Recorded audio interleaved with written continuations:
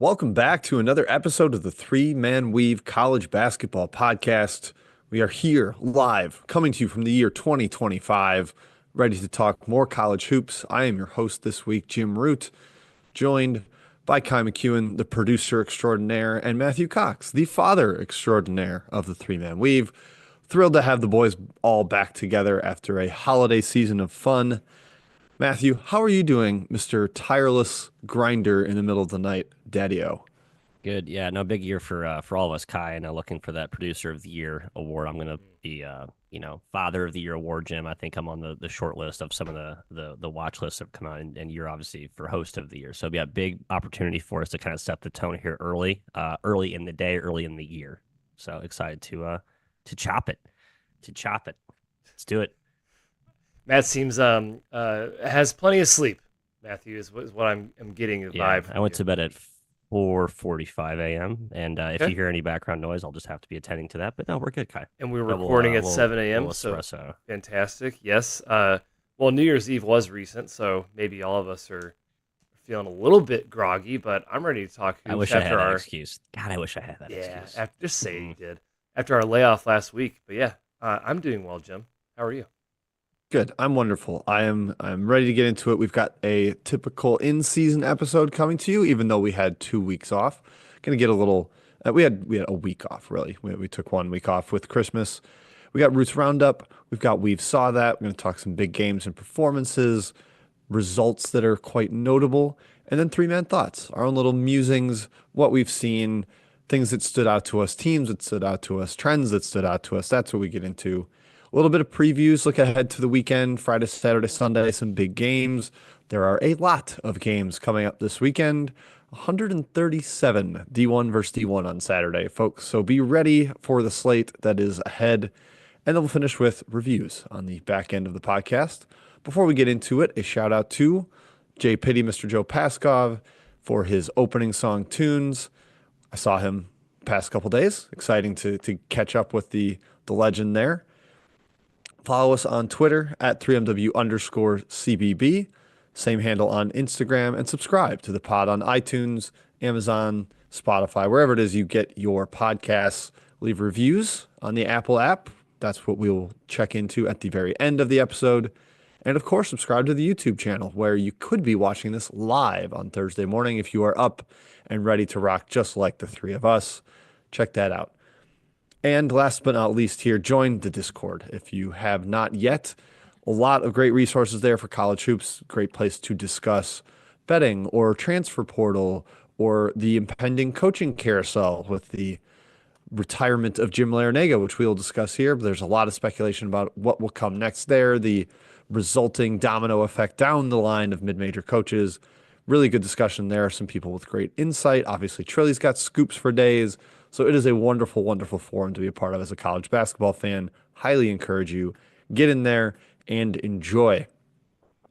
All right, boys, that's it for the intro. Let's get into the episode. Let's talk Roots Roundup.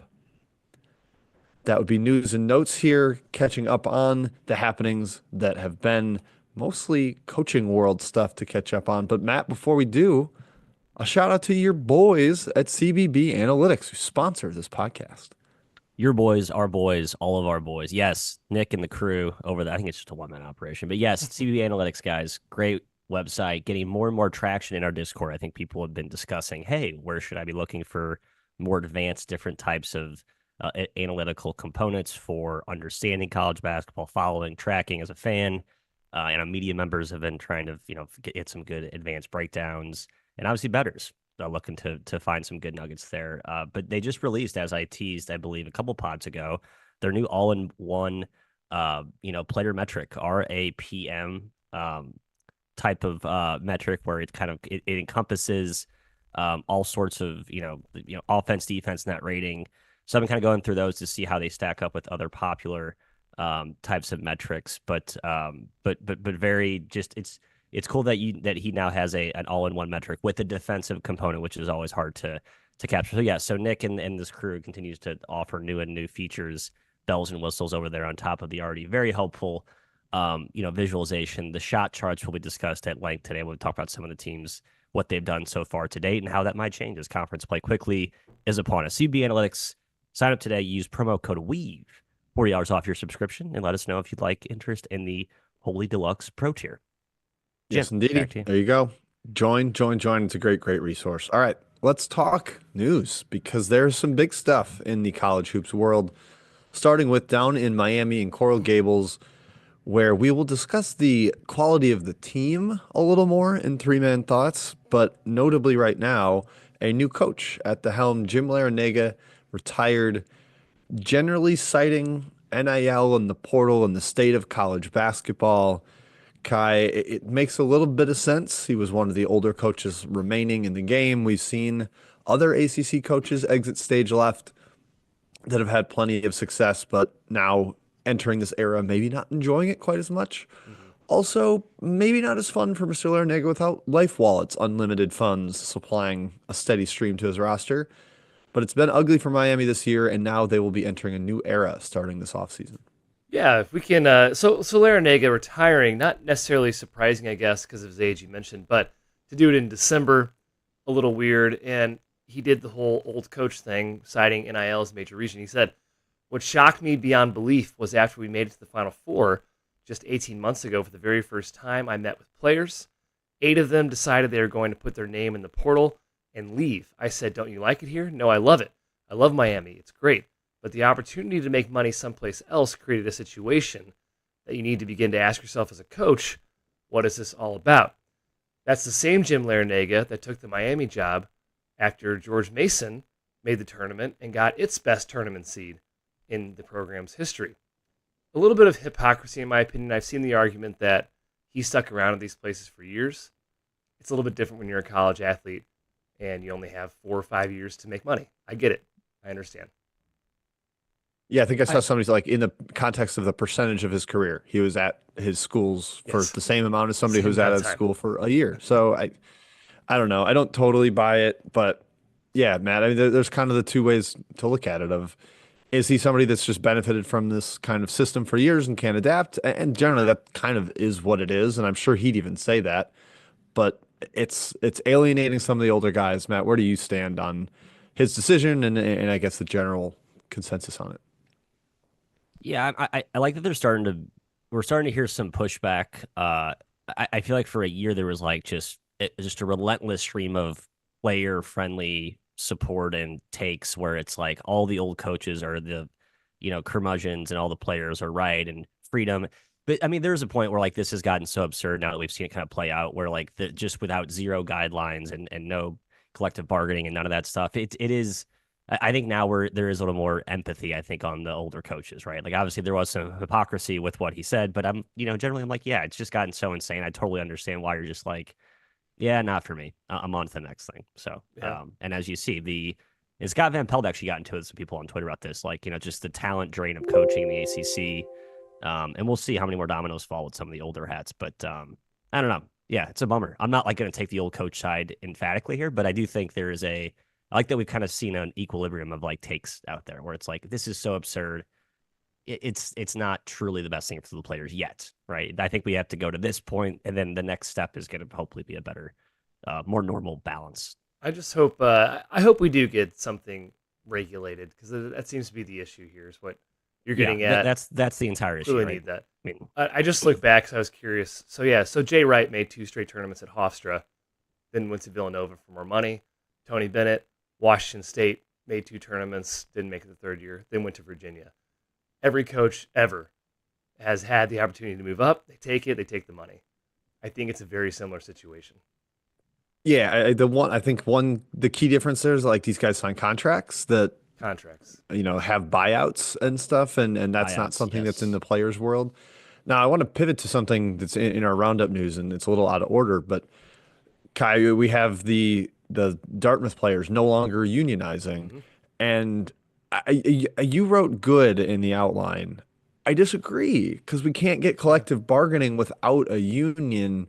So I don't know how we solve this if there's not going to be a union because nothing, as we've seen, nothing's enforceable in court that the NCAA is doing. It's like antitrust, and you can't stop these players from going to try to make money elsewhere or making more money. So I'm concerned. I don't know where the end game is if there isn't these guardrails or a union to make something legally enforceable. That's my worry now. Yeah, I think they stopped the union because there is something on the horizon, perhaps.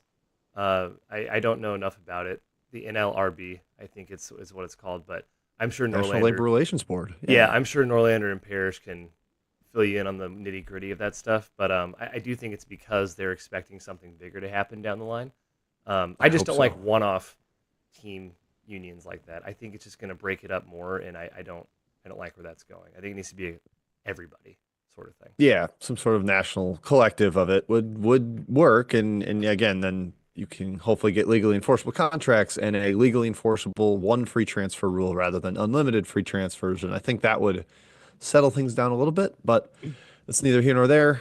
That all cycles around Jim Larinaga and his retirement and the discourse that it started on the court. Can't wait to see what direction they go in the offseason because there's a lot of different ones that Miami can choose to do there. Semi-related here, there has been I think the first, it's like a landmark lawsuit of players suing a coach.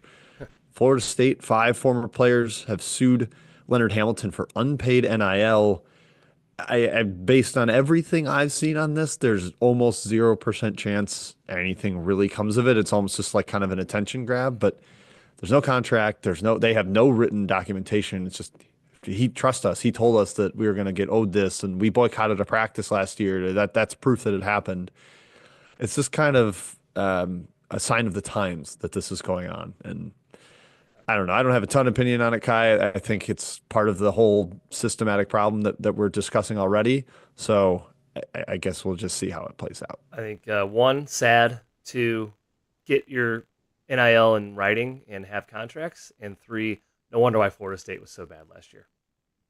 Yeah, not much of a surprise. That's what guys were out for. And then you see what they got in the portal this year, and it's like, all right, yeah, they probably didn't have much NIL money, given the newcomer crop that they brought in. Kai, Jerome Tang, I didn't even see this quote, so I'm gonna let you take the lead on this. Yeah, I had to mention this because this was just so absurd to me. So Jerome Tang, I'm paraphrasing a little bit, but not much. After K-State's win against Cincinnati, so background, Doug McDaniel's been a little bit of trouble in practice. We don't know for sure the specifics, but he was basically kind of suspended for a little bit, being a bad boy. Tang said in the press God. conference after the game, he says God told him to start Doug McDaniel, even though he was undeserving of the starting position. So that's good. That's good that God talks directly to Tang and tells him how to start his lineups and play his players. I just think it's so ridiculous, Jim.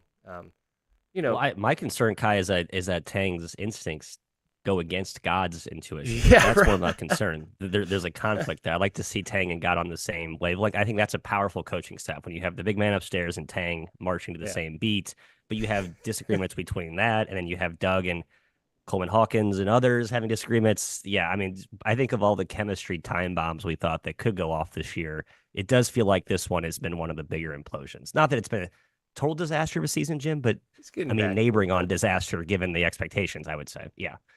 Yeah, I mean they got a big win over Cincinnati. Is that a small band-aid over a much bigger issue with the team, or is it actually going to be a resurgent direction for the Wildcats? I don't know. Maybe he just continues to get a burning bush appearing to him, telling him his future coaching decisions. Jerome, why didn't you call a timeout? I was waiting to hear from God if I should have called timeout, and he never got back to me. So I saved them. I sat on it. Well, It's God's a truly two for one remarkable. guy. Yeah, Tang's not a two for one guy. So again, you got to get that's in the same page if you're going to channel that as your advisor.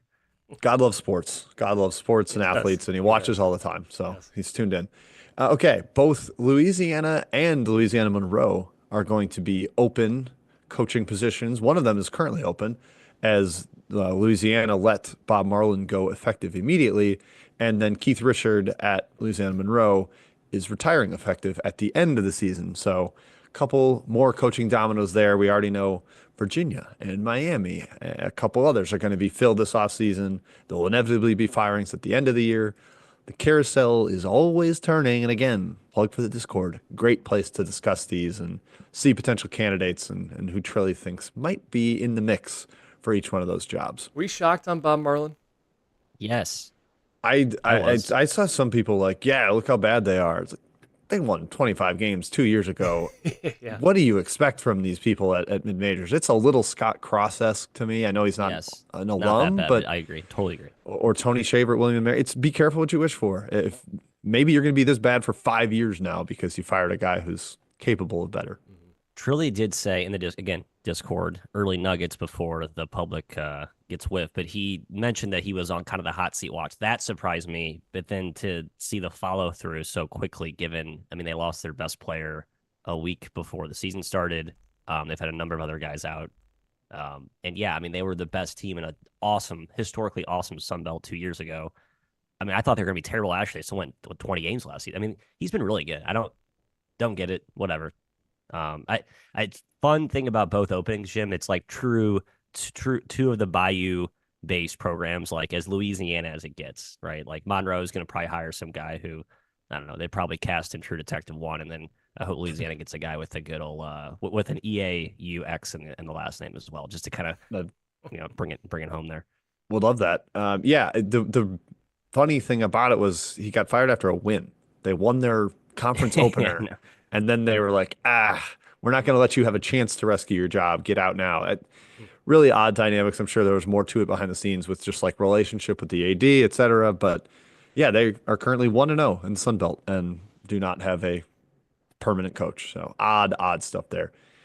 Not much in the world of recruiting. Just a quick nod to Louisville getting a top 10 recruit, 5-star point guard Michael Brown Jr., Pat Kelsey bringing in the big guns. This year was very much a transfer portal brigade, kind of band-aids over the roster. And, he's going to be building more long term. And that starts with a top 10 recruit. So good for the Cardinals. And we don't care about Bryce James. We don't. He's a 3-star recruit. Have fun at Arizona. You're not good enough to be there. Whatever. I don't want You to think talk he about it. reclasses, Jim? Because they had the big injury to was it Krivas, right? So maybe he enrolls early He brings in the 6'6" Bryce James. Yeah, to really. anchor What the a anchor the middle. huge, Tommy the Lloyd, dial it opposite of up. a needle mover. That is a needle non-disruptor at all. Other random news and notes before we get into, we saw that the Dartmouth players did end their attempt to unionize, as we noted. And then the Diamond Head Classic is moving from Thanksgiving week or to Thanksgiving week, excuse me, from Christmas week. I find this sad. I like having the games during that week. It's a dead period, but you get a couple games to watch that are on the island, so they're late night. If you're hanging with family, you could stay up late and watch games after they all go to bed. Matt, this is just a kind of a bummer. It takes away a very Yeah. unique event in the sports calendar. Yep, I agree. Replacing, I mean, I guess long term we'll see what fills that void, if anything. I think there's probably a reason why it wasn't. It's probably Yeah, gonna be a bit. I think it's we're gonna have like 4 days of no financial would ball. be my guess. Yeah, money. It's always money. But yeah, four Yep. days of no ball is gonna be odd, but maybe appreciated because I kind of tune out anyway during the It's Christmas a good reset. tenure. Yeah, good reset. I agree. Okay, good decision. Let's move on. I agree. I'm sad. I'll miss it. All right, we saw that. Let's get into we saw that the discussion or our segment talking about big events of the past week, typically results. We'll talk about performances and any bad losses.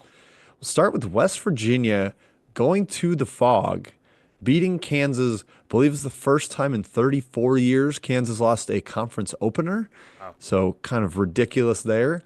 They did it without Tucker DeVries. They did it without Amani Hansberry, so their best player and another starter. They did it after travel issues that got them into Lawrence after midnight, close to 2 a.m. when they got to their hotel.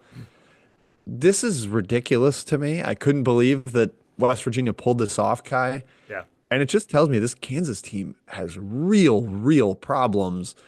You can't lose this game at home to a shorthanded team. Yeah, and I think in the press conference, I believe Bill Self was asked, like, oh, what'd you see from AJ Storr and Rylan Griffin out there? And he said basically nothing. He was like, nothing. So Yeah, not that he didn't say anything. yeah, He said the just word said, nothing. literally said nothing. So I don't think chemistry or locker room is great with those guys, especially Storr, who had a breakout year last year at Wisconsin. Now some thought he was maybe an empty calorie stats guy, and that's kind of proving true right now. You can't be the first banana on a team with Hunter Dickinson. Maybe another type of guy that's tough to win with overall because of, I don't know, dynamics. I'm not going to read into it too much, but I think KU's overall fine, Matthew, but it is shocking they can have these lulls like West Virginia, like Mizzou game, They turned the ball over a million times in that one. Not the title contender I think we were expecting in the preseason. Yeah, I just they have too many of the same issues. Like I just don't think even with some of the guys they brought in that the backcourt feels it feels old. Like it's dumb to say that like old's what you want in college, but they don't have that same dynamism. I love DeJuan Harris. The problem with DeJuan Harris is there's a trend when in games that they don't win or games that they lose, I think teams dare him to score.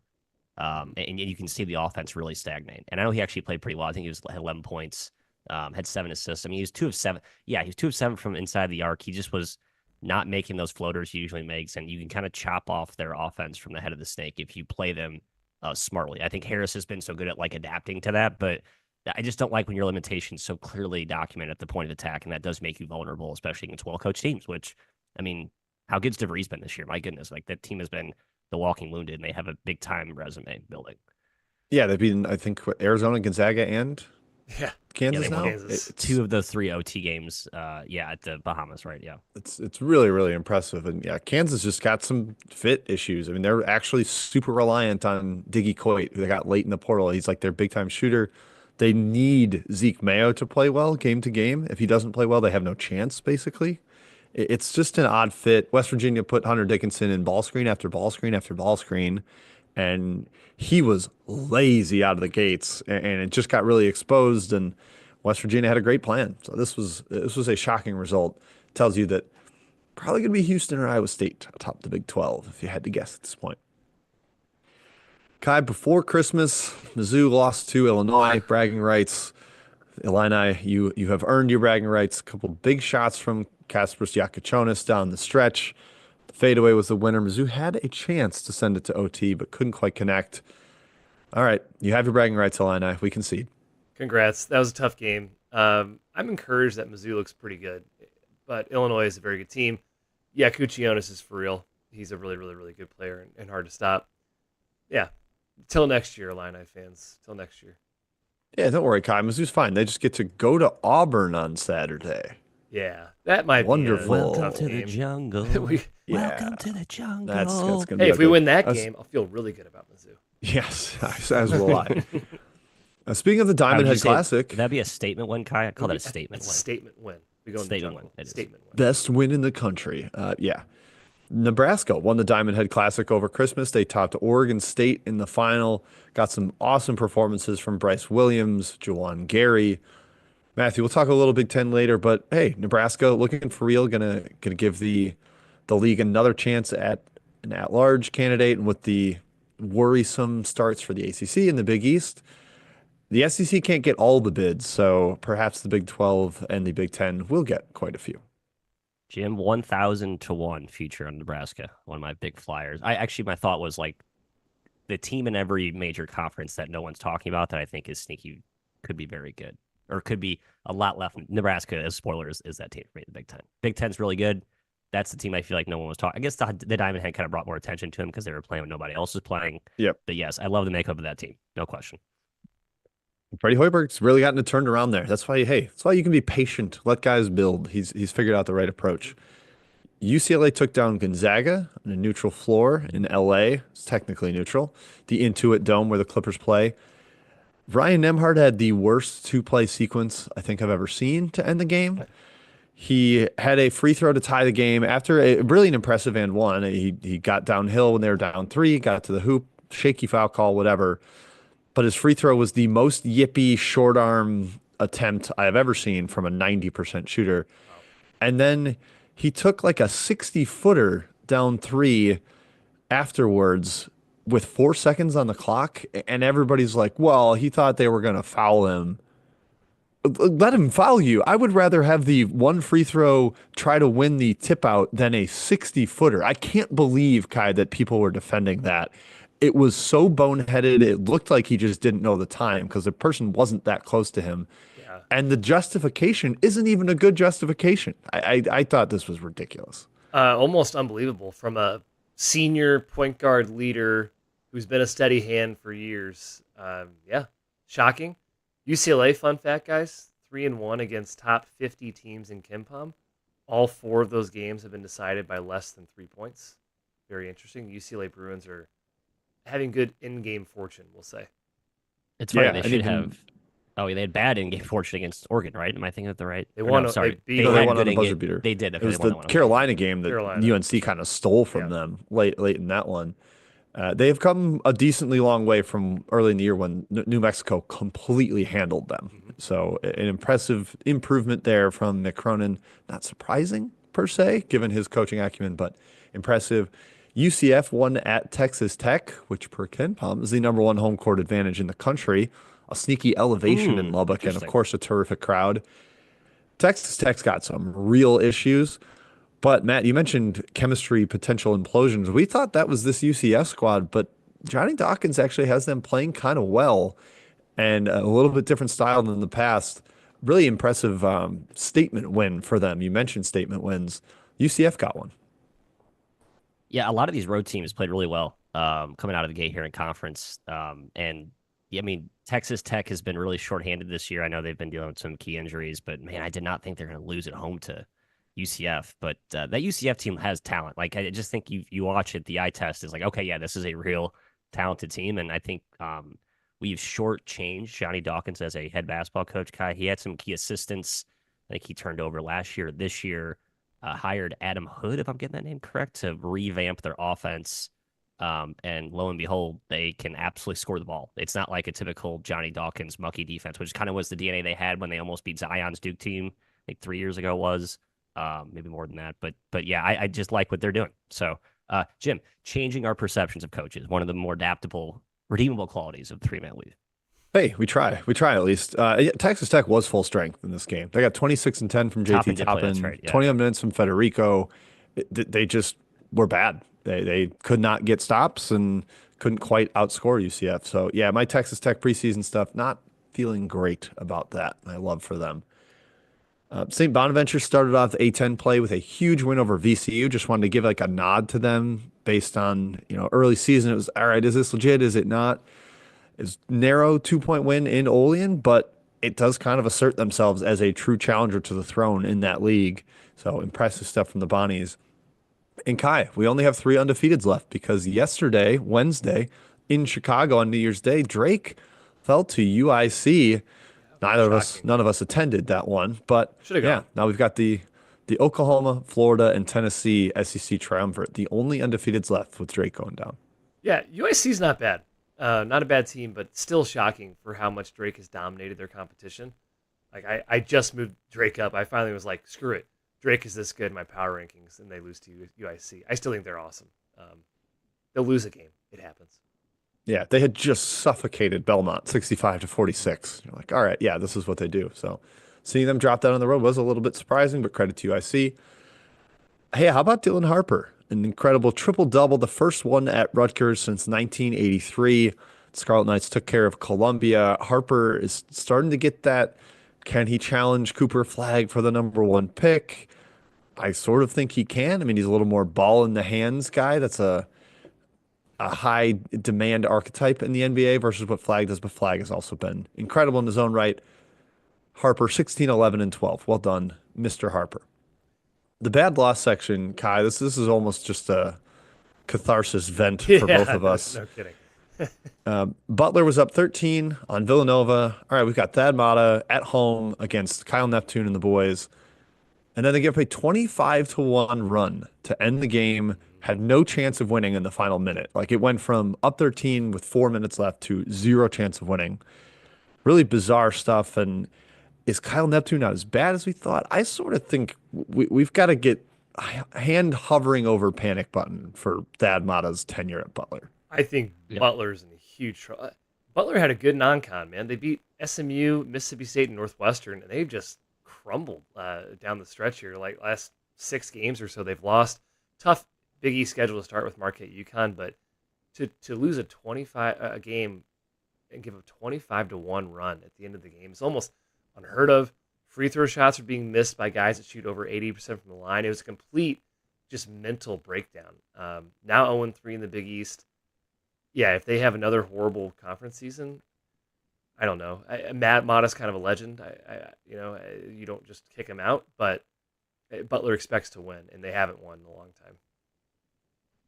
Yeah, it's a bummer. I know people talked about how they are one of the, not like Seton Hall on the resource totem pole, but certainly underfunded relative to their Big East peers, which, as we know, matters now. I still think the roster that they've had the last couple of years has been better, more there than what the results have shown. And that's a problem, obviously. So Yep. point guard play has been a big problem the last couple of years. And I think they still haven't solved that. And I think that's been, that's been exposed. Yep. Have fun going to St. John's on Saturday. A St. John's team that just lost at the buzzer to Creighton. So unless they pull off a really surprising upset there, 0-4 with a 7-game losing streak, it's not looking great in Butler Kingdom right now. Last one, Kai Providence. We just got to mention the Friars got blasted at home by Marquette. I think it was the worst home loss in something like 30 years for the Friars. They've now lost 7 of their last 9 games. We don't know if Bryce Hopkins is going to play this year. They're kind of playing it coy and that in press conferences. I know English said he's getting closer, but he had played and now is out. He warms up in games, doesn't play. Some really kind of lame quotes from Kim English after the game about, oh, we knew this was coming. We saw it in practice. Buddy, you're the coach. You should try to fix that and not have it happen. We talked about how Georgetown and DePaul maybe aren't as bad this year. Well, they're, I think, clearly above Seton Hall. And then I know Providence won at DePaul, but I might take the Demons for the rest of the season, Kai, over Providence. Yeah, they almost beat St. John's Providence. I think they'll win some games. They'll probably finish, 8-12, maybe 9-11 in the Big East play, and flirt with maybe a bubble. But I don't think it'll happen. I just like that Providence fans are starting to turn on Kim English, because that's all we've been saying for years was that he wasn't a good hire. He was a strange hire to start with, based on his resume, and that's it. And they're starting to see that come to fruition. So I just like that, Jim. I know Bryce Hopkins is hurt, but he does things that shouldn't be done despite that. Yeah, it hasn't been an overly impressive start. This team's only 73rd in defense. That's Right. the credit we try to give them is like, oh, the defense is great, but as good as it was early in bye games, it has not stood up against power conference competition, and we are monitoring that trend, to say the least. All right, that wraps up. We've saw that. We'll move now into 3-man thoughts, get our individual takes on what we've seen this past week. But first, Kai, a quick ad from Home Field, one of our loyal sponsors that we love so very much. Yes, Home Field Apparel, the best makers in the world of premium collegiate apparel for schools of all sizes. From Power 5 like Mizzou. Yes, I never take this hoodie off. It's the best hoodie I own, frankly. Home Field, you did a great job once again. To the D3 schools. There's some D3 schools on their website. Check them out if you don't believe me. They dig through years of archives to understand each school and fan base, making thoughtful designs that don't just say school name on the across the chest. They actually look at your history, your school's history, and pick out stuff that you didn't even know that your school had back in the day. I got a 1960s Mizzou Orange Bowl shirt. Yeah, I didn't know about that, but it looks cool on a shirt. That's for darn sure. They print these unique designs on the most comfortable tees and sweatshirts you'll ever own, right out of their office in the heartland of basketball. That's right, the state of Indiana. Matt's football team, Indiana Hoosiers, did pretty good, but guess what? It's a basketball. It's a basketball state. It's a basketball company, Home Field Apparel. Go to homefieldapparel.com today and shop your school. If they don't have your school, just send them a tweet at homefieldapparel, and they'll work on getting your school on some shirts. You can get 15% off this comfy collegiate gear by going to homefieldapparel.com and using our promo code 3MW at checkout. That's Home Field. Wear one for the team.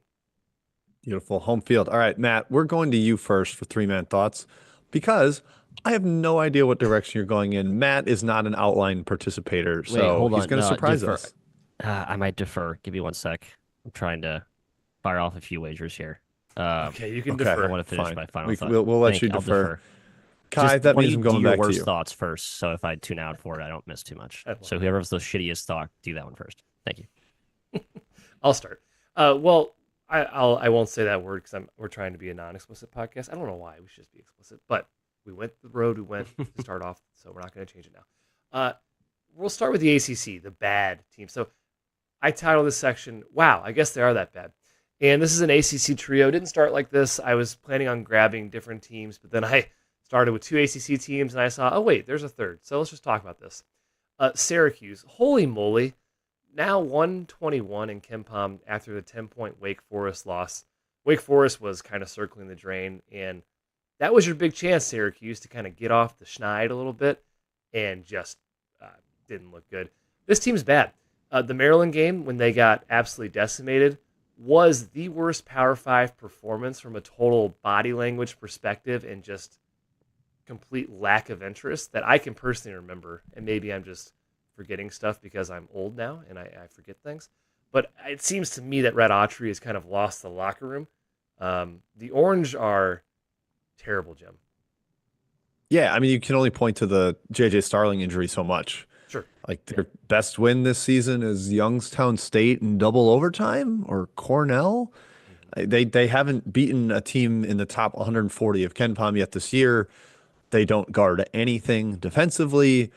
The talent that they brought in, like with Donnie Freeman, hasn't really capitalized on. They've got the front court with him and Lampkin, but the guard play is not very good. This looks like a total bust of a hire, and I don't imagine it will last very long.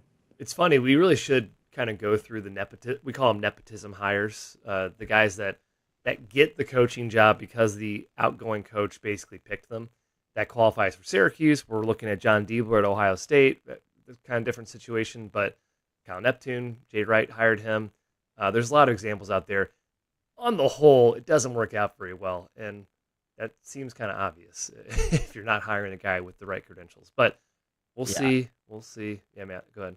So No, Miami, I was don't do trying. this as we're transitioning to the next game. Don't do the same thing. Yes, I was trying to make a list here you should. of yeah, like we talked about last podcast, but I think there's a more expanded list to go through. Yes, Yeah, it's a Miami. bummer. Miami. Not to kick a dead horse because they just lost Larinaga, but they just lost to Boston College. This team is totally done. They have zero top 250 wins. They're number 253 in defense. And Larinaga lamented about the NIL, and Jim mentioned there's not Life Wallet, unlimited money. They still brought in Lynn Kidd for $1 million plus. They still got guys in the portal. Matthew Cleveland wasn't cheap coming in 2 years ago.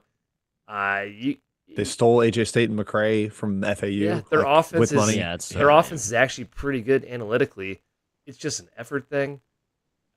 Frankly, that's why I think Larinaga is a great coach, and they had issues before he left. So I'm thinking effort. Maybe Larinaga was checked out. Maybe the transition of coaches is still a kind of a lame duck thing. But Miami is done also. Yeah. Speaking of best wins, there's this Presbyterian, and they're 4-9. Hey, They nice they team this lost year, that though. second Look good half this to year. Boston College, Blue Hose. 49 to 27. Like Boston College is barely a top 200 team before that game. Yeah. It's ugly. I said on Twitter, Kai, they need to just sim the season. It's going to Yeah. be like a slow death march to the end of the year. But surprisingly, Virginia Tech is actually worse than both Miami and Syracuse analytically. I don't know if I'd necessarily bet either of those teams over Virginia Tech right now on a neutral. But the Hokies, they lost by 20 to St. Joe's. They lost by 23 to Duke after kind of competing in the first half. They're now outside the top 150 in KenPom. They have zero top 175 wins. NIL has really killed them. You want to talk about a bad NIL situation? Look across their roster. There's little, if any, Power 5 talent currently on that roster. Yeah, to kind of your point, the other two are effort problems. Virginia Tech is a It's talent talent. problem. Yes. They try, but they just don't have good players Lack at of all. talent. Sucks for Mike Young. He looks bad because the team is so bad, but I think it's a talent issue, frankly. Yeah, just don't put their most portal resources into a guy who's under investigation for gambling. Hazier Miller, that hurt, Yeah, and I that could have did told him hurt. that as the offseason was going. Do not bring that guy in, but unfortunately, that was where it went and didn't work out. Kai, I'm going to take the mic because I similar to this. I have ACC bid panic as one of my thoughts. I did Big East bid panic 2 weeks ago. The ACC, it's an 18 team league. You have to keep that in mind when you're thinking about, all right, they might get 5 bids. Well, that's pretty terrible considering the size of the conference. Like Duke is good to go. Pitt is pretty good to go. They have no losses. They're 12th in the net. Clemson, solid shape. And then maybe you get a few or as many as three from the UNC, SMU, even Louisville or Wake Forest maybe could salvage it. But they got 11 teams, 85th or worse in Ken Palm. This is like closer to a mid-major conference than it is a power conference. And again, as I said, SEC is in the mix for a ton of bids. Big Ten has a deep, deep league where you got a ton of teams that can fit into that 7 to 11 range. And Matt, the ACC is not really going to be in much of a fight for those bids because most of these teams aren't very good. We just listed 3 teams that don't have a top 150 win. It's bleak. Yeah, I was looking at outside of what Pitt and Clemson, there's just not a lot there. I mean, UNC will see Kai. Like, I mean, if how big of a risk do we think are the Tar Bums from not making the tournament? I mean, I guess they're probably on the right side of the bubble today if it ended. I know it's way too early to even talk about this, but well, it's at a point now where we can talk about Hubert Davis missing the tournament for twice in his first 4 years, 3 years, 4 years, 4 years, Yeah, right? I can't remember what year. Just from It's his fourth. Yeah. Title Fourth, yeah. first year, disappointing preseason #1 second year, and Bounce then back one last seed year. last year. Yeah, okay. to Jim's point, for Ken Palm's net rating for conferences, it's ACC is almost equidistant between behind the Big East and ahead of the WCC. So that's the same gap, basically. It tells you how far away they are from the power leagues. I always chuckle in the ACC broadcast when they talk about the ACC being the premier basketball conference in the country. It's not. It's not true. It's like, especially when it's on ACC network, they've just got the propaganda machine turned up to 11 when they go to commercials. And it's like, are you looking at your league? How many teams are outside the top 100? How many teams can't beat even remotely decent teams?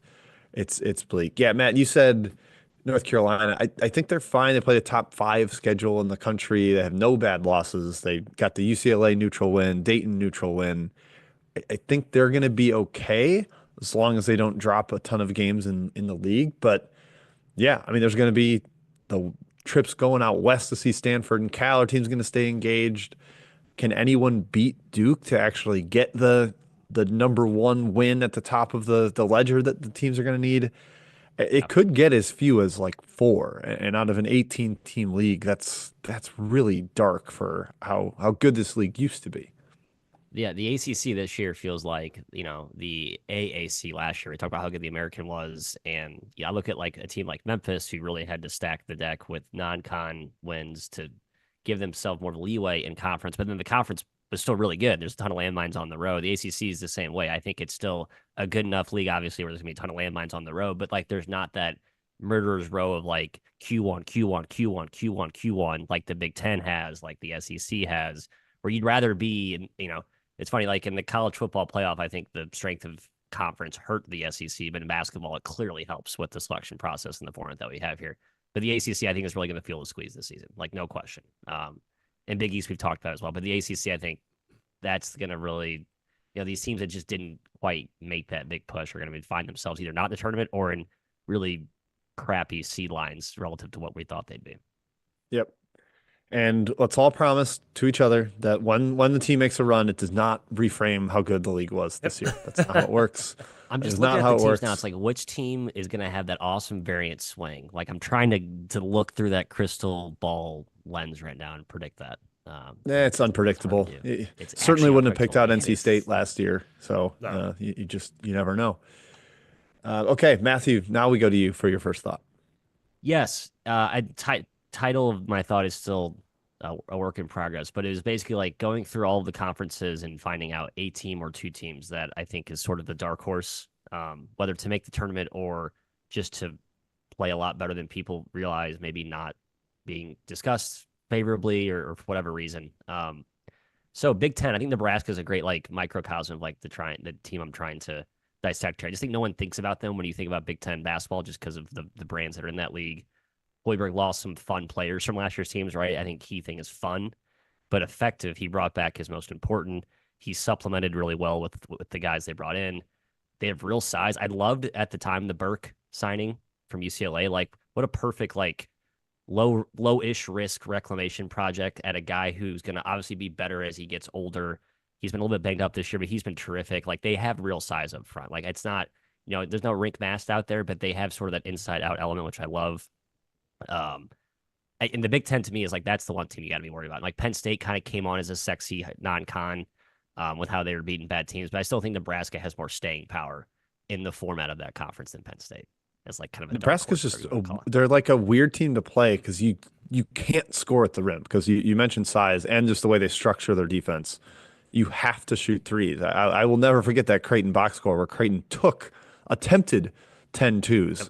and over 40 threes. It's like that's clearly the only way you can find a way to score against them. And yeah, Nebraska's intriguing. Matt, who are are there other teams that you've picked out in that lens? Big East, Jim. Yeah, so I have the Power Five, and I have a few from the Mountain West and WCC, but just the Power Five, basically, whatever we're calling that now.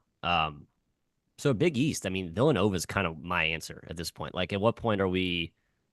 Do we go back to whatever you said about Villanova on November 1st? Do you say that same thing now?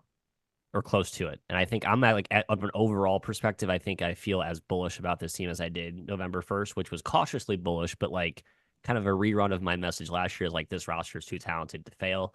Now I would like to see them playing a little more defense than they are. Like defensively, they've actually been pretty poor.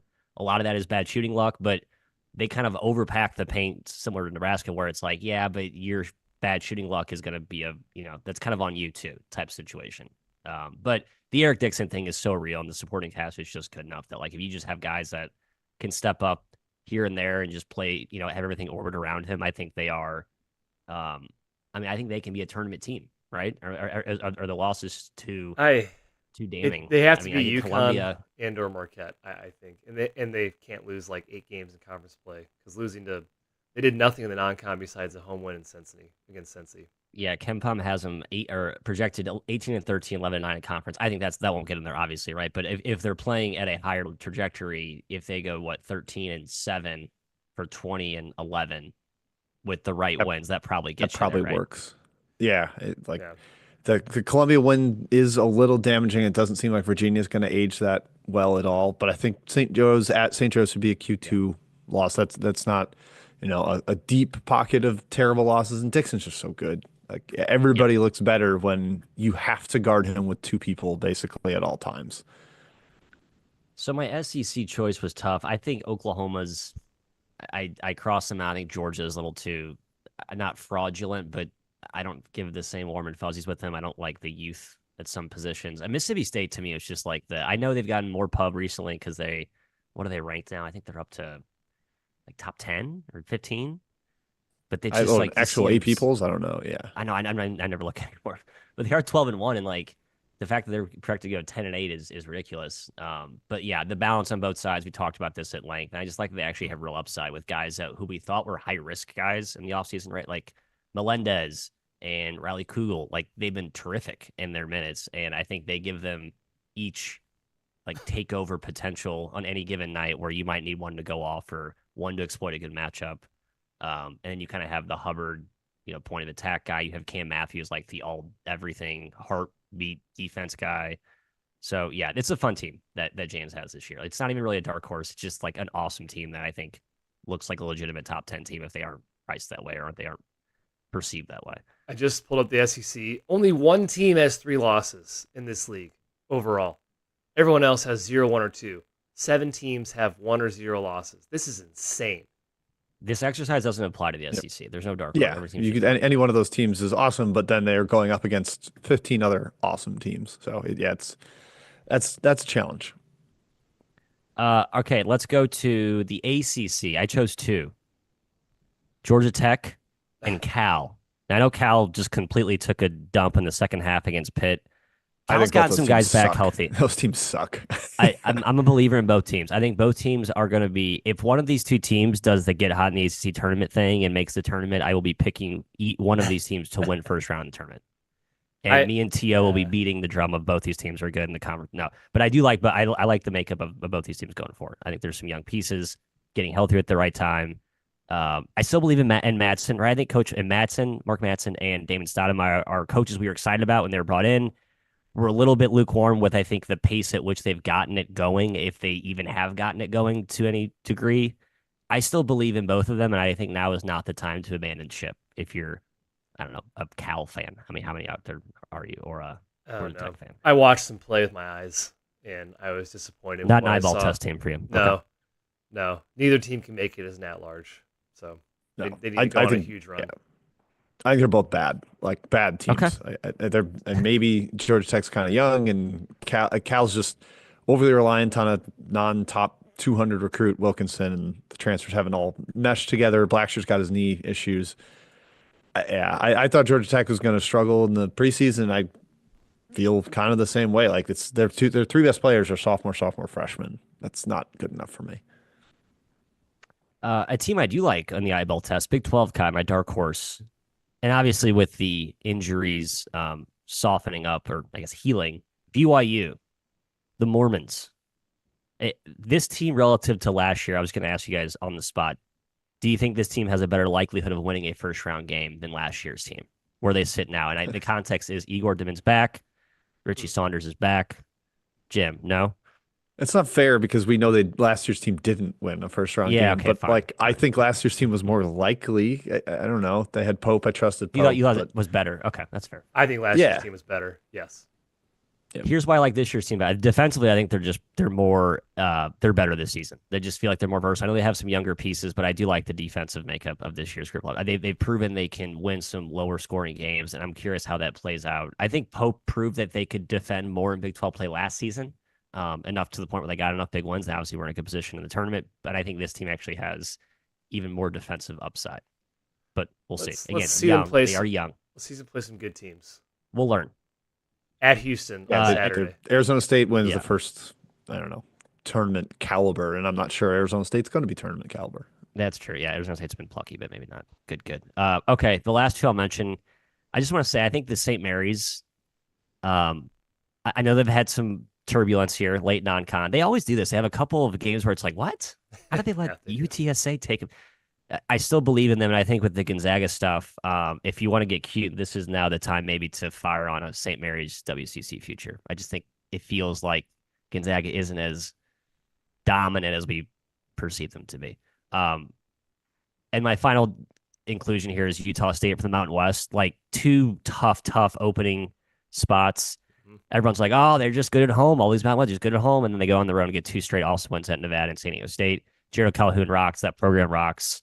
Ian Martinez scored 17 straight down the stretch. I just love that team. Everything about that institution around basketball just kind of has it going on right now. So shouts to Calhoun. And a segue indeed. Thank you. Transition. Boom. Good segue. Mountain West twofer. Utah State is where we're going to start. Yeah, we got to talk about this team and the program who it doesn't matter who's coaching it. They're good. They're now the number one team in KenPom in the Mountain West. They're 13-1. They're 41st overall in KenPom. Matt mentioned winning at San Diego State and at Nevada. And Nevada was, and we'll talk about them in a second, Nevada was 0-2 in conference play in that game. Desperate situation is truly impressive. This team's 3-0, sitting on top of the totem pole. Their resume is excellent. They won at St. Mary's, like Matt mentioned. That's a huge win for the resume. They beat Iowa. St. Bonaventure they beat. North Texas on neutrals. Like, this is a ironclad resume at this point. They're really old. Mason Falslev is the current KenPom Player of the Year in Mountain West. Him and Ian Martinez are both top 5. It's just old college basketball players in the backcourt. They've been nails on defense, top 30 overall in the country, top 20 turnover rate. I've been extremely impressed, Matt, by Utah State. The question is, when teams finally figure out their zone, or will they ever figure out their zone? The beautiful thing is that Calhoun plays multiple types of zones, I think, from what I've seen. That was his intent off season. That's why he plucked Darren Horn's top assistant from Northern Kentucky, who plays that really funky zone, brought that with him. They've kind of helped architect that, and clearly it's worked. And I think it's just a brilliant, like, catch teams by surprise, but have some changeability when teams start to adapt to your first and second pitch, I guess. Yeah, how many teams 3 in a row would win at St. Mary's, at San Diego State, at Nevada? Like all No three letdown, on the road. right. It's remarkable. They've been. I thought after the UC San Diego home loss was like, all right, there's a little bit of the crack. Maybe they're not quite at this level, and then they follow up with those 3 wins. They're really good. They're pretty deep too. On the flip side, you have Nevada. What's happening? An 0-3 start to Mountain West play. Still the number 4 team in the Mountain West per KenPom, but this team I have the answer. Looked really good to start. They almost beat Vanderbilt on a neutral. They beat VCU on a neutral. But then the cracks started showing. It started with the Wazoo game. First game without Cedric Coward. They looked horrible at home. Then they lost to LMU. and it's just kind of a weird situation. I'll let Matt answer, but they're number 5 in the country in 3-point percentage, and they're still starting like this in 0-3 in conference play. Is it just a bad start? I still believe in this team's talent. I look at the roster, I'm like, this team is really talented. I think Steve Alford's still a pretty good coach. Will they turn it around, Matt, or what's the issue? I think some bad fortune, certainly. But they don't have a guy. And I hate saying that as a cliche narrative, but I do think it really applies to this team. Like they don't they seem a little bit unsure of themselves offensively. It's one of those things where I think depth can be a blessing and a curse. And I think in this year's rendition, it's been kind of a curse. The rotations, there's just too many guys to juggle through. Like there's one game where Alford played all of his bench guys, and they came back and almost beat LMU, a game they were down a ton. Yeah, they lost to LMU, by the way. Another like what the hell loss. And then last night they bring in Justin McBride, who is like super talented, former OK State guy. He checks in and shoots like the first 4 shots, then turns it over. It's like, whoa, this team's like way too talented for you just coming off the bench, start firing like you're Kareem or Charles Barkley. So there's some, I don't know, the pieces are there, but I think the depth has actually been more of a curse this year, Jim. That's my concern. Yeah, I need to watch this team. I'm gonna try to tune in Friday night at New Mexico. I haven't gotten to watch some of this recent slide. I need a little more of an eye test because statistically and looking at the rosters, like yeah, they solid should be pretty good, and it just it seems like chemistry is an easy boogeyman to blame, but I'm interested to check that out because both them and New Mexico are kind of I guess New Mexico's 3-0. You get 3-0 versus 0-3, like. Man, you better go out there, Nevada, and put out a good effort. Otherwise, it's like 0-4 start to the league. That would be crazy considering where they had sat before. 4 of their 6 losses by less than 4 points, 4 points or less. So tough end game situations for Nevada as well. Okay, yep. Jim, back to you. Back to me. Okay, real quick. This is not going to be. This is only 1-word answers or 2-word answers if you need 2 words for the school name. You're not getting to explain your picks. We're just going through 6 leagues that I want to hear who you think is going to win the conference as of now with a little conference play reset now that we've got more evidence. We're going to start with the Big Ten. Kai, who is winning the Big Ten? Crap. Michigan State. UCLA. Okay. I will say Michigan. Big 12. Ooh, I like that. Houston or Iowa State, the most likely. Matthew, who's going to win this conference? Iowa State. Houston. Houston for me as well. And then the Big East, seeming like it's coming down to 2 teams. Maybe mix St. John's in there, but Marquette or UConn, both looking fantastic lately. Kai, who you got? Marquette. Matt. Marquette. Ooh. Marquette. Sorry, Marquette. Can I redo? I'm going to say Marquette with conviction, he says. Yeah, I'll go Marquette as well. Wow, okay. Cross the board. Sorry, John second, UConn third. Ooh, that's a little spicier. That's spicy. I'll go UConn too. Okay, yeah, I will too. I think it's the clear one too. The Big West, UC San Diego or UC Irvine, 2 teams that have looked terrific so far. Riverside's also really good. It's by far the best the Big West has ever been in my recent memory. Matt, who do you got? I almost had a whole thought. I have 5 teams in this league that I would pick to win. Sorry. UC San Diego. Irvine. Kai? There's one answer. It's UC Irvine. Jared Calhoun said UC San Diego was a top 50 team with a bullet, so he convinced me, given how good they did. Oh, okay. All right. Staying with the Utah State thing earlier. I'll stay Irvine. And then 2, I want to revisit mid-major leagues where we just give the powerhouse the benefit of the doubt pretty much at all times. But to this point, neither of the powerhouses have looked like they are supposed to.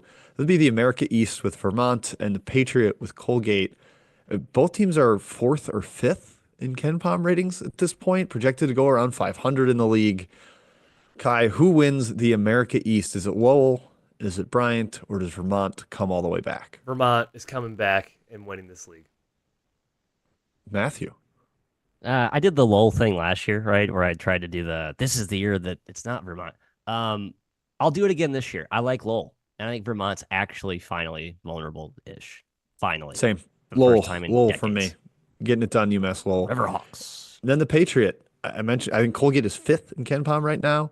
American, Boston U, Lehigh, Bucknell, all ahead of them. Kai, who wins the Patriot? Colgate. I Matthew? like American. Jim, I know you're. Are you a American guy here? I like I him. think American's Eh, roster is very good. I like him. No, American okay. solid. Colgate for me, they're deflated because of injuries. Woodward's back. What happened to Colgate. Navy? What? Why is Navy? I I don't thought know. Navy's gonna be I don't great. know. They Like started the off team that's great. like Now plays they're like a 90 and they win every game by 20 points. And it's like, oh, it's been on Navy, and then it's like, no, this is not the year. I thought it'd be the year. It's yeah, not. same. Yep, they're having some issues. Okay, that was just a quick little reset. Wanted to see what the boys thought of potential winners. Matt, do you have another thought? No, I don't. But can I add two more conferences to your little game there that I was Yeah. debating, having Sure. a little discussion about? Conference USA, Liberty. Liberty. Liberty. Okay. Louisiana Tech, Sam Houston, no Liberty. takers. No Western thanks. Kentucky, Kai. I know you're a Hilltop guy. I do until Okay. they just got absolutely blown out. They were missing 2 starters against Michigan. Good research by Kai. And then the Horizon. Ooh, that's a fun one. Greg Campy, Milwaukee. Nah, is my I'll go Milwaukee. answer. Milwaukee. That was my preseason pick. I stick with Milwaukee. Yeah, they're 3-0. Over Youngstown Kentucky State's does 5-0 the already, does the which is rope crazy. Yeah, Youngstown's actually been What like is up the with best that? team probably. What is up? Yeah, I do not think they're the best team. Um, no, Milwaukee. Yeah, they should have lost. I agree. to that. Okay, that's it. Stick with Bart. Okay, Kai, you want to finish out your third thought? Yes, let's do this, Jim. Okay. I'm sure it's this. It might be the same guy in the chat, but have a person that keeps talking about Maryland. Say, why aren't you guys talking about Maryland? We do 3 shows, so I thought I talked about Maryland on one of them, but we also write for Action Network sometimes, so maybe I just said it in there.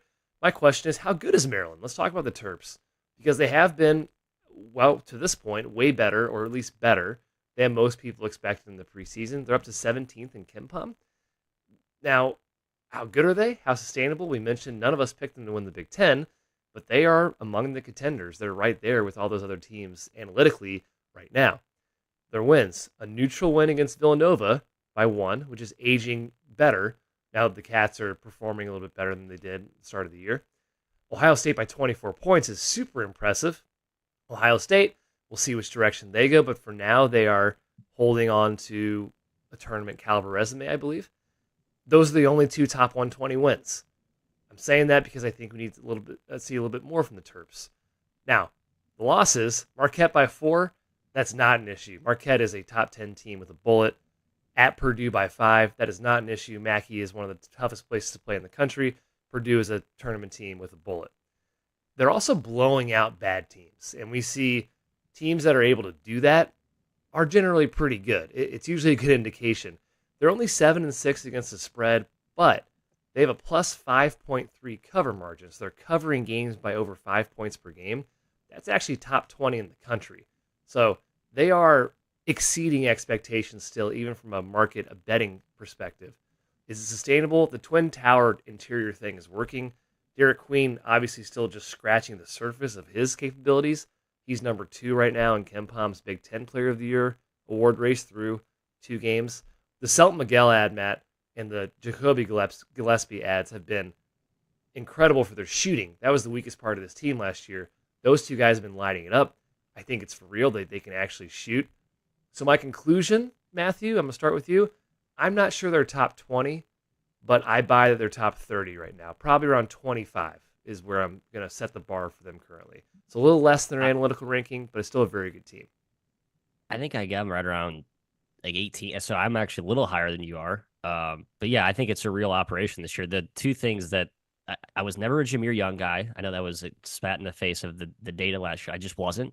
And I know Willard wanted to push the pace, and they finally are this year. And I think Jameer Young sort of was a kind of a break to that. And Gillespie is a guy who thrived in awesome, fun, intricate system at Belmont. Great ad, and he also defends. And that's been the bedrock of this team the last few years. Like, people forget Willard's been a tremendous defensive coach. I mean, they were a top 15 defense last year. They're top 30 his first year. He had 1, 2, 3, 4 top 20 defenses at Seton Hall. And with the Twin Tower thing, it just makes him even more deadly at the rim.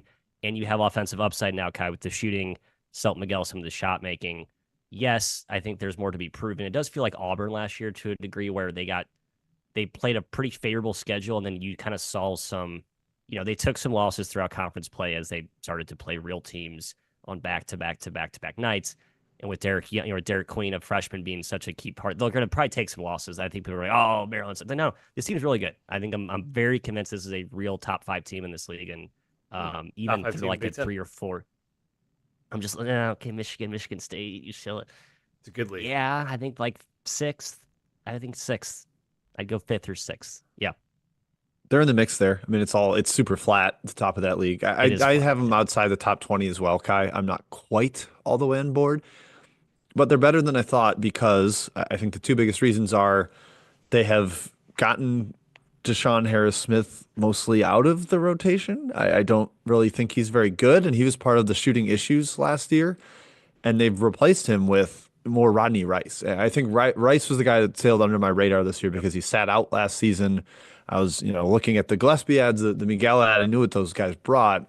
Rice has been really good, stepped into the starting lineup. I think that matters. And they've also embraced that, the two big revolution, like you guys have both pointed out. The teams that are able to do that and not totally suffer defensively, their defense is so much better for it.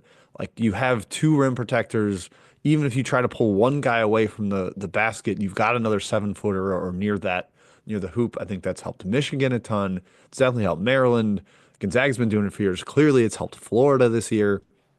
I think it's a kind of a fun resurgence of that approach to basketball as long as you're able to smartly figure out how to make the offense work and not just have totally cramped spacing. And they have. I think playing Rice over Harris Smith is hand in hand with the two big thing.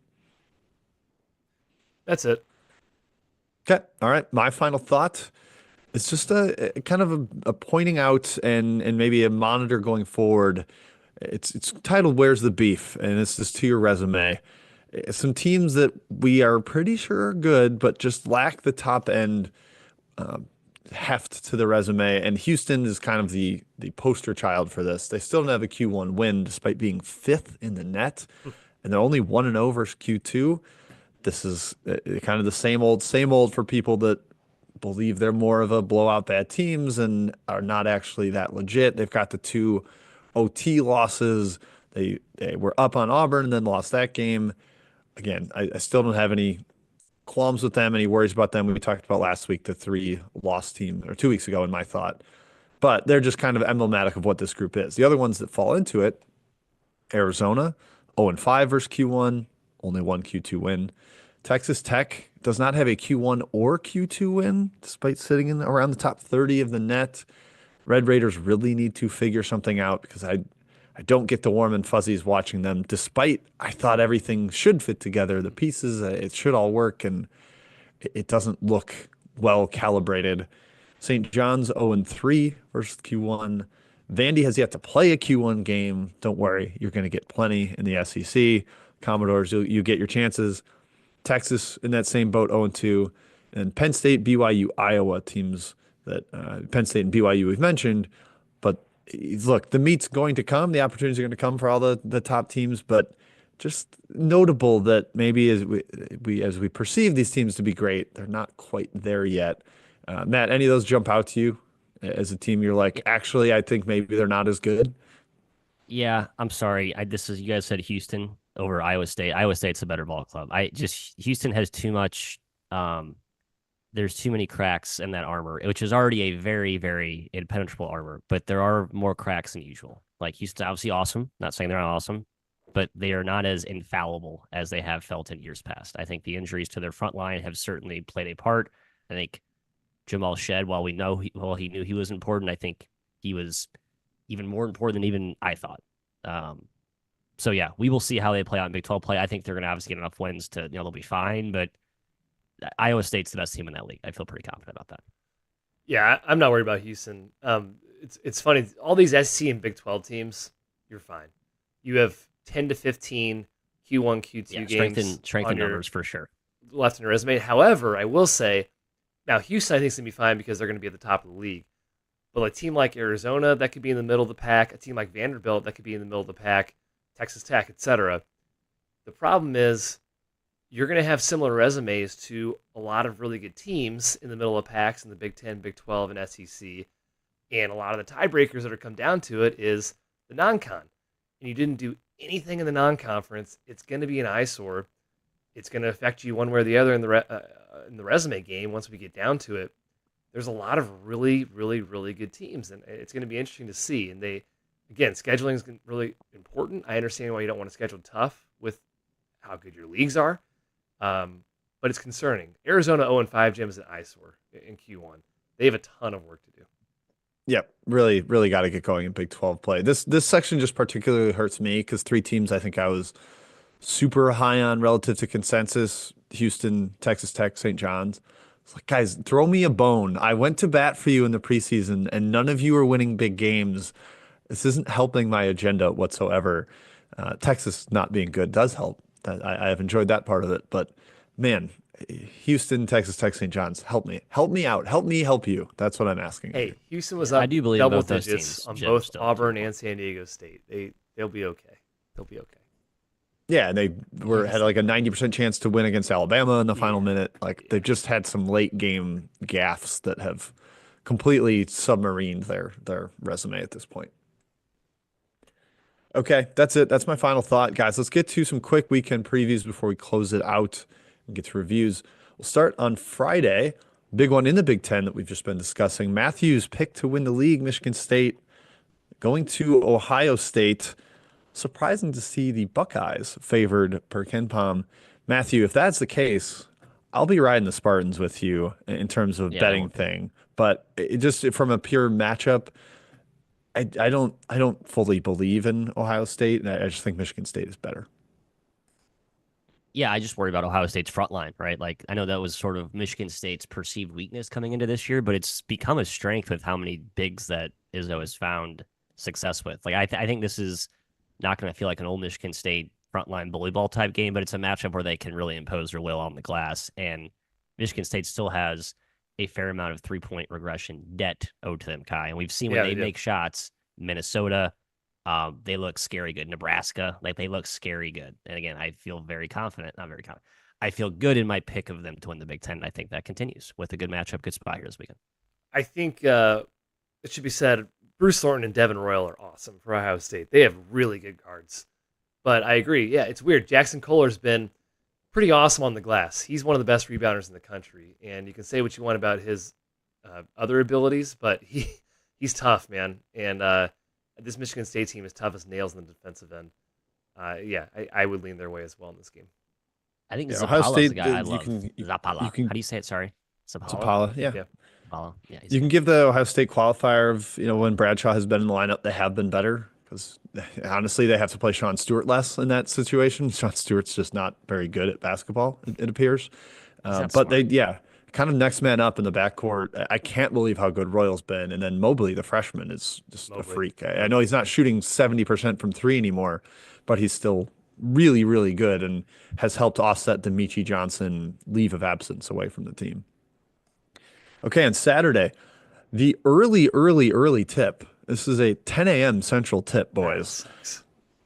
Yeah, we're going to be doing a show during it, unfortunately, at least during the first half. Florida at Kentucky, undefeated Gators going to the Wildcats. Florida's flown a little under the radar somewhat because they haven't had like the big national TV statement win that some of the other teams have had.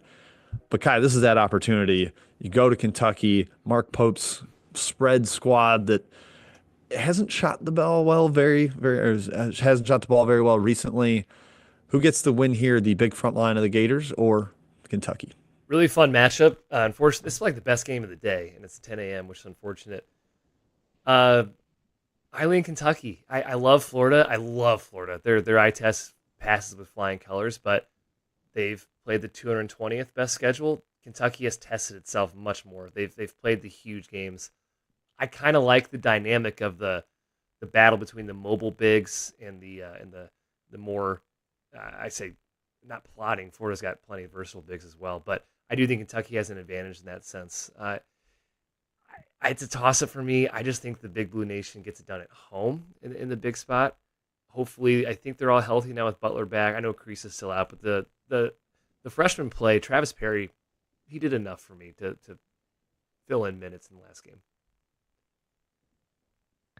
I like Florida here. I think the size up front is going to be the difference. I know Kentucky has size. Not saying they don't. Big game here for our boy Kai, Amari Williams, for all the shade we threw him off season. This is like, you got to have your best game of the year against this front line Can't be because I lazy. Yeah. believe Brandon Garrison is a little bit banged up. I think he's going to play, but I know that Hope had talked about that. He's been playing injured.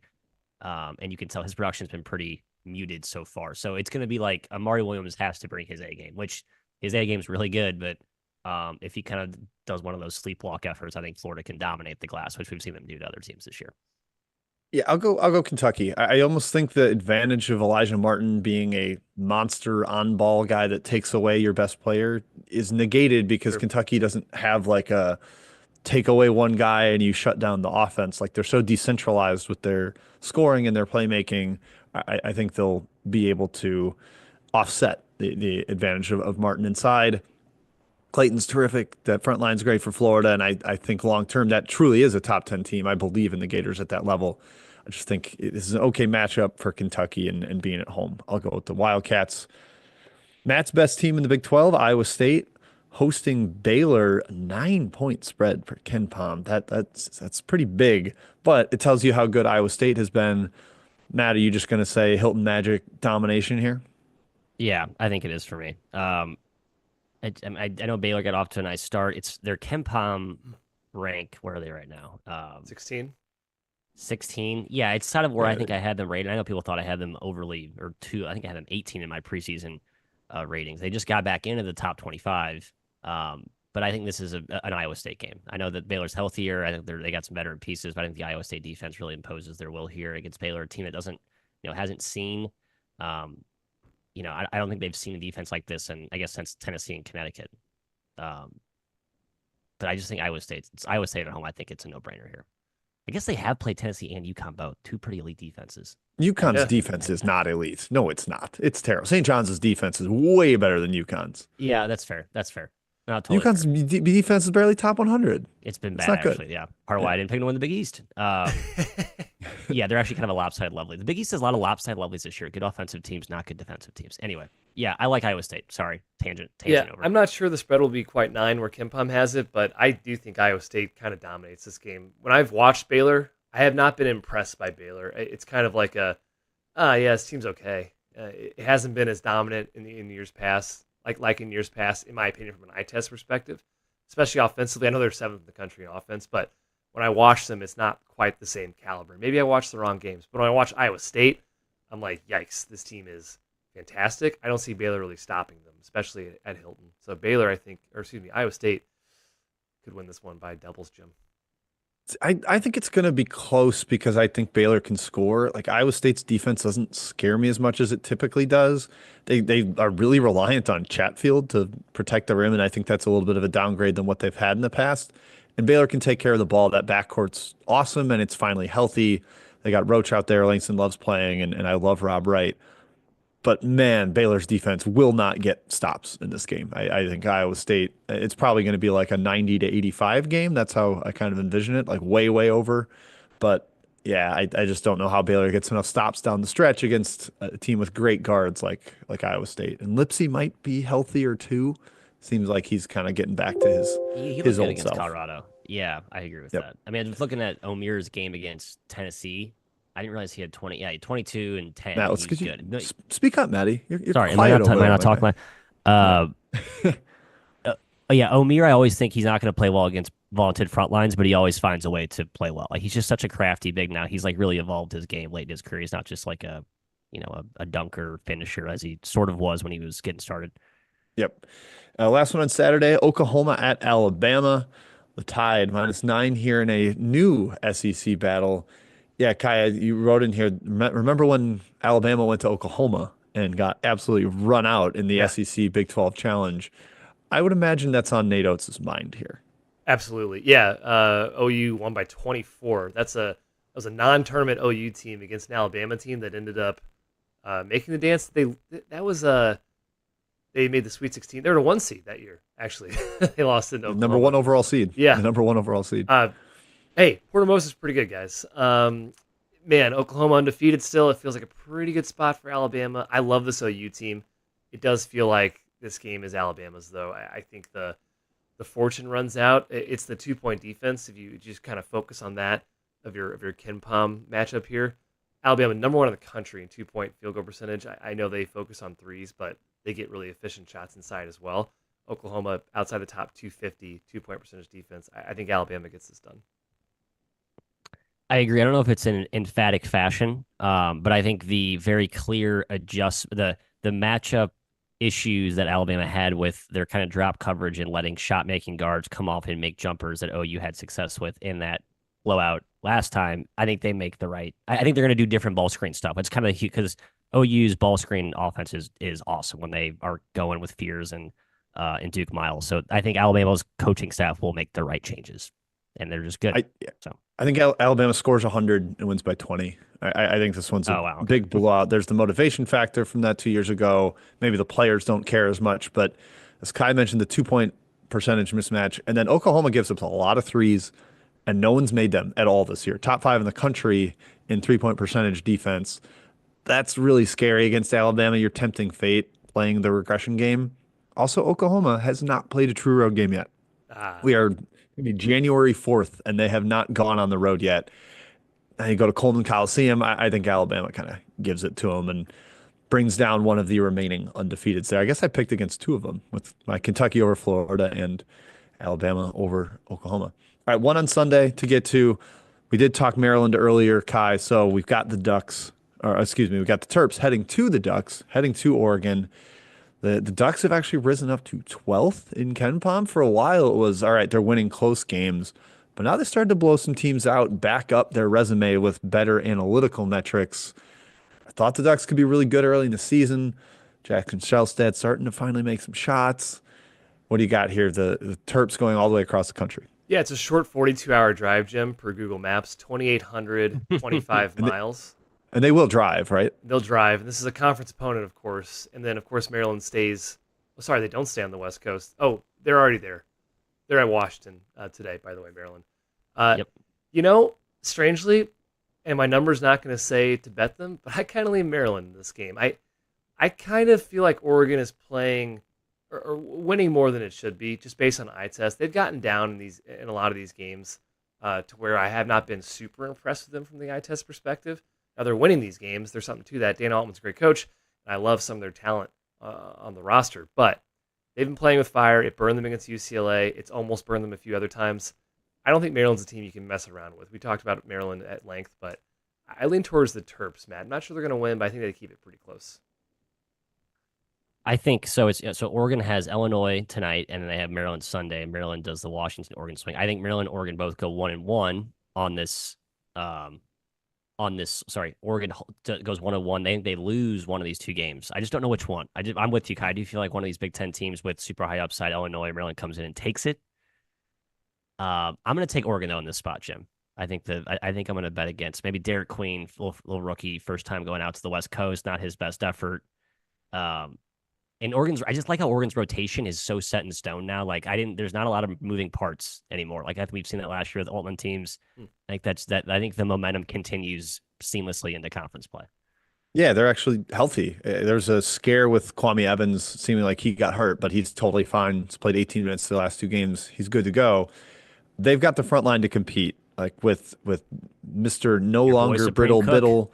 Yeah, I'm not super excited about Cook, but Biddle, Angel, Evans, that's three like legit guys with size and pedigree behind them. I trust them to compete inside, and just the home factor. It's the first time Maryland's going all the way over there. Maryland's played the one road game at Purdue, and they got down 10, but kind of got back into it, and actually a pretty impressive effort. But that drop coverage, you can exploit it a little bit. That's where Shelstad has to play well. You need something out of Barthélemy and Bamba in that mid-range to break open that Maryland defense. I think they can do it. I will go Ducks by 7-ish would be my prediction. Boys, that's it for the pod besides Kai. One review. Yes. Let's close it out with one review before we let the people go on their way. Let's do it. From Cabo Rave. It's just a winky face emoji is the title of the review. I love that. Yes. Thank you as always. Thumbs up emoji. Nothing more needed. Keep it going. You guys are funny. Thank you. Because you don't think you are. Okay. Well. We're unintentionally funny. We're like the movie that doesn't realize it's a comedy. I'll take that. He says love it. So thank you, Cabo Rave. Appreciate the 5-star review. Matt, let's go to a Cabo Cabo Wabo. rave with this guy. Let's go hang out at a Cabo rave. You can bring the newborn. It'll be fun. What's That's it. the Thank you, everybody. what's the stupid bar there? What's the I don't gym? The cow remember. bar. La. All I remember is cows. That's like literally the thing I Uh, remember from it. So mm, I can't remember okay. the name. Anyway, that's it, Jim. That's all I have. You're right. We Wait, can that's sign off actually that's before in Cancun, not Cabo. Whatever. they Moving have it on. in All right. Cabo Thank too, you, though. everybody, for tuning in. We'll be back on Saturday with our betting show at 10 a.m. Central on this very YouTube channel. So tune in there. We'll give our obviously you got our early takes on the Kentucky Florida tip that's going to be going on at the same time as us. But thank you for tuning in. See you on Saturday. Enjoy the massive, massive slate of games that are coming our way. Cheers.